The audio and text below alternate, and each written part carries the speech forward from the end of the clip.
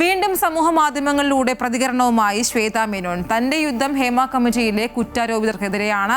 താൻ ഉള്ളിടത്തോളം ആരോപണം നേരിടുന്നവർ അമ്മയുടെ തലപ്പത്ത് വരില്ല. കുറ്റാരോപിതർ സംഘടനയിലെ ചിലരെ മുൻനിർത്തി തന്നെ തുടർച്ചയായി അപമാനിക്കുന്നുവെന്നും ശ്വേത പോസ്റ്റിൽ പറയുന്നു. കൂടുതൽ വിശദാംശങ്ങളുമായി കിരൺ കുമാർ ചേരുകയാണ്. Kiran, good morning. അപ്പോൾ ശ്വേത രാവിലെ തന്നെ ഒരു ശീതയുദ്ധം ആരംഭിച്ചിട്ടുണ്ട്. അതായത് ഹേമ കമ്മിറ്റിയിലെ കുറ്റാരോപിതർക്കെതിരെയാണ് ഇപ്പോൾ ആരോപണം ഉന്നയിച്ചിരിക്കുന്നത്, അല്ലെ? മറ്റെന്തൊക്കെ കാര്യങ്ങളാണ് പോസ്റ്റിൽ പറയുന്നത്?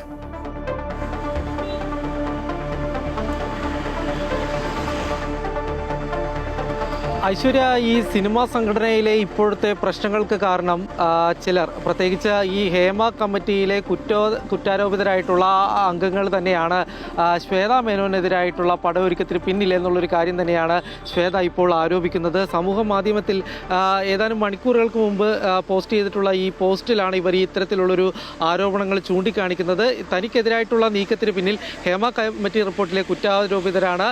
ഇവരെ ഒരു കാരണവശാലും താനുള്ള കാലഘട്ടത്തിൽ ഒരു കാരണവശാലും ഇവരെ സംഘടനയുടെ തലപ്പത്തേക്ക് വരാനായിട്ട് അനുവദിക്കില്ല എന്നുള്ളൊരു കാര്യം തന്നെയാണ് ശ്വേത വ്യക്തമാക്കുന്നത്. ഒപ്പം തന്നെ ശ്വേതക്കെതിരായിട്ടുള്ള ശ്വേതക്കെതിരായിട്ട് ഉയർന്നിരുന്ന ആരോപണങ്ങളിലുള്ള ഒരു വിശദീകരണം കൂടി ശ്വേത ഈ സമയത്ത് കൊടുക്കുന്നുണ്ട്. പ്രത്യേകിച്ച് ഈ BJPക്ക് സ്ഥാനാർത്ഥികളെ ലഭിക്കുന്നതിന് വേണ്ടി ശ്വേത പണം വാങ്ങി എന്നടക്കമുള്ള ആരോപണങ്ങളാണ്.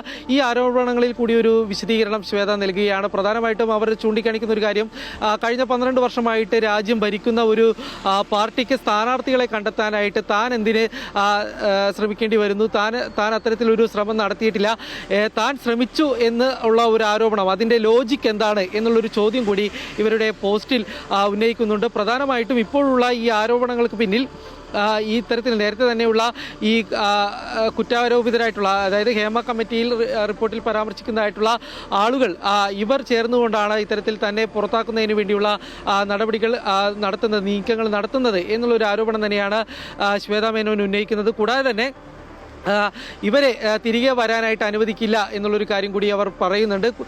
ഇതിനോടൊപ്പം തന്നെ ഈ അഴിമതി ആരോപണങ്ങൾ, ഈ സംഘടനയിലെ അഴിമതി ആരോപണങ്ങൾ താൻ നേരത്തെ ഉന്നയിച്ചിരുന്നതാണ്. ഈ ആരോപണങ്ങൾ പിന്നീട് രമേശ് പിഷാരടി അടക്കമുള്ള ആളുകളും അംഗീകരിക്കുകയുണ്ടായിരുന്നു. എന്നാൽ ഈ വിഷയങ്ങളിലൊന്നും ചർച്ച നടത്താതെ തൻ്റെ രാഷ്ട്രീയമടക്കമുള്ള കാര്യങ്ങളിലേക്കാണ് ചർച്ച പോകുന്നത് എന്ന് തന്നെയാണ് ശ്വേത മേനോൻ പറഞ്ഞു വെക്കുന്നത്. ഈ സംഘടനയിൽ പല പാർട്ടിയിൽ നിന്നുള്ള ആളുകളൊക്കെ ഉണ്ട്. ഈ കലാകാരന്മാരെ ആളുകൾ അംഗീകരിക്കുന്നത് ഈ രാഷ്ട്രീയത്തിൻ്റെ പേരിലല്ല. ഇത്തരത്തിൽ കലാകാരന്മാരുടെ ഇടയിൽ രാഷ്ട്രീയവും മതവുമൊക്കെ പറഞ്ഞുകൊണ്ട് ഒരു വിഭജനത്തിന് വേണ്ടി ശ്രമിക്കുന്നു എന്നുള്ളൊരു കാര്യം കൂടി ശ്വേത ആരോപിക്കുന്നുണ്ട്. ഇത്തരത്തിലൊരു വിഭജനത്തിന് വേണ്ടി ശ്രമിക്കരുത് എന്നുള്ളൊരു അഭ്യർത്ഥന കൂടി ഏതായാലും പ്രധാനമായിട്ടും ഇവരുടെ പോസ്റ്റിൽ ഉണ്ട്.